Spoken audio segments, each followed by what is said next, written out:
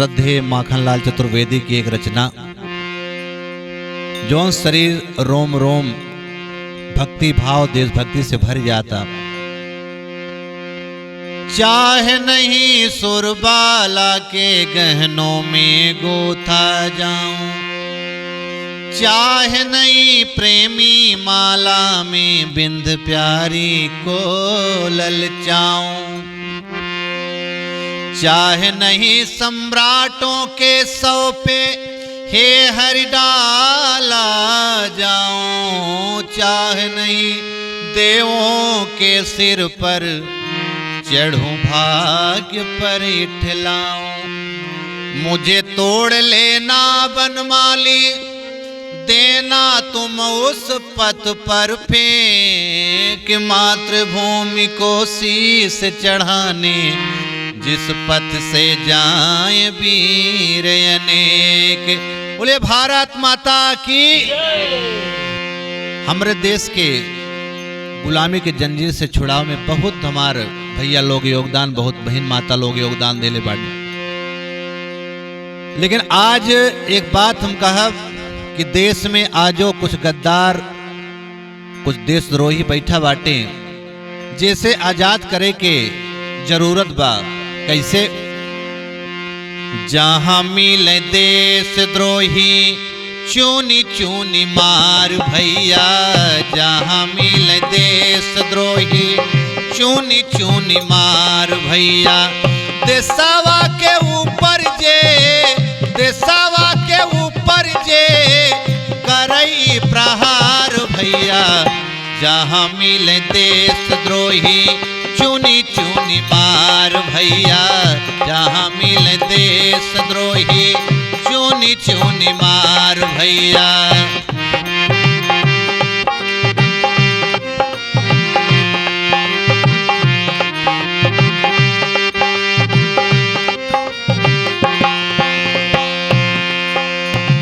रहता यो खाता जे हमारे हिंदुस्तान के, बात बात में नारा दे पाकिस्तान के, बात बात में नारा दे पाकिस्तान के।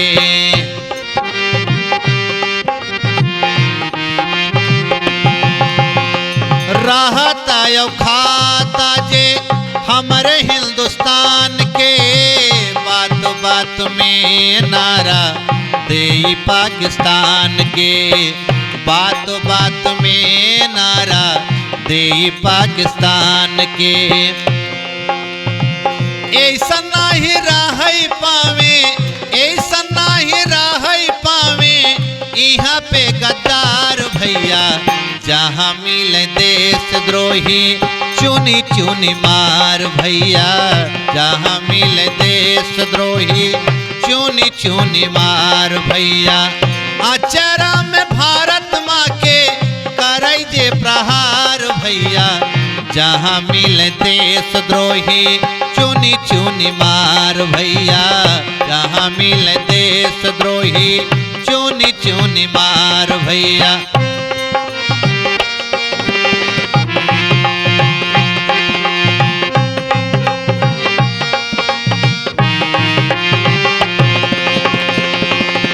यही देश खातिर, यही अपने माटी के खातिर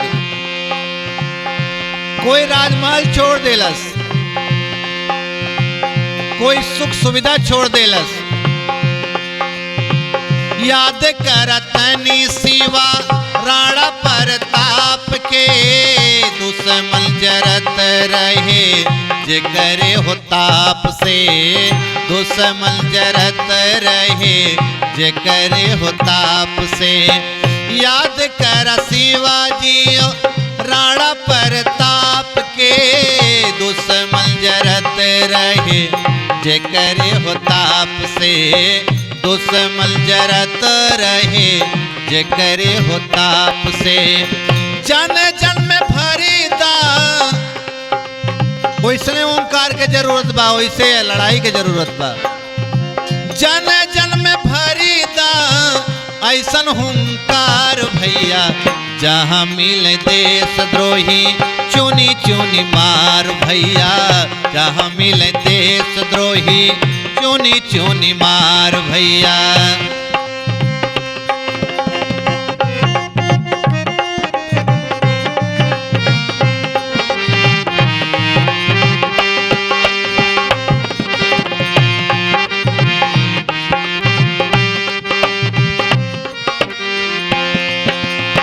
और हम चौने दिन हमारे भारत माँ के लाल निकल गई हैं, उनके संगे संगे जैसे पहले भी आजादी में रानी दुर्गावती, रानी लक्ष्मीबाई, रानी चन्नम्मा अपने भाईन के साथ देली। हमार पूरा विश्वास बा आजो हमार जवान अगर निकल जाई है घर से तो या देश के महतारी बहन सब साथ दी है कंधा से कंधा मिला के, और कहे कि कावा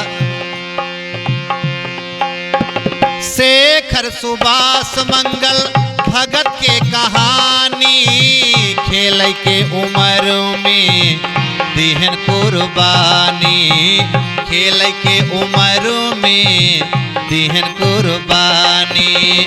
शेखर सुभाष भगत मंगल के कहानी, खेल के उम्र में दिहन कुर्बानी, खेल के उम्र में दिहन कुर्बानी। राहुल करत बाड़े सबसे, राहुल करत बाटे सबसे इतने पुकार भैया, जहाँ मिले देशद्रोही चुनी चुनी मार भैया, जहाँ मिले देशद्रोही चुनी चुनी मार भैया, जहाँ मिले देशद्रोही चुनी चुनी मार भैया। आचरा में भारत माँ के, आचरा में भारत माँ के करे जे प्रहार भैया, जहाँ मिले देशद्रोही चुनी चुनी मार भैया, जहाँ मिले देशद्रोही चुनी चुनी मार भैया। रहाई न पावे यहाँ ऐसन गद्दार भैया, रहाई न पावे यहाँ ऐसन गद्दार भैया, जहाँ मिले देशद्रोही चुनी चुनी मार मार भैया। बोले भारत माता की।